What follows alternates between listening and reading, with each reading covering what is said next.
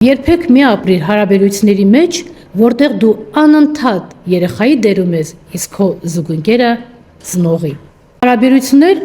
որտեղ քեզ ընդունում են ոչ թե հավասարը հավասարի զուգընկերոջ, այլ երեխայի, ում անընդհատ պետք է ուղղորդել, դաստիարակել, քննադատել, ցույց տալ, թե որն է ճիշտ, որն է սխալ։ Երբ նա սկսում է որոշել, թե դու ինչ պիտի զգաս, ինչ պիտի մտածես, ինչ պիտի խոսես, ում հետ պիտի շփվես, ինչով պիտի զբաղվես եւ այլն։ Սկզբում մեզ թվում է, թե դա խնամք է, հոգատարություն է։ Իրականում դա վերահսկողություն է, իսկ վերահսկողությունը խլում է մեր ազատությունը։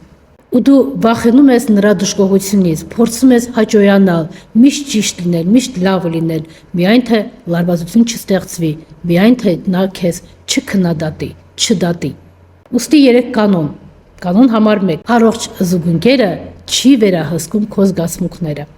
Կանոն համար 2. Դու պարտավոր չես անընդհատ քննություն հանձնողի դերում լինես։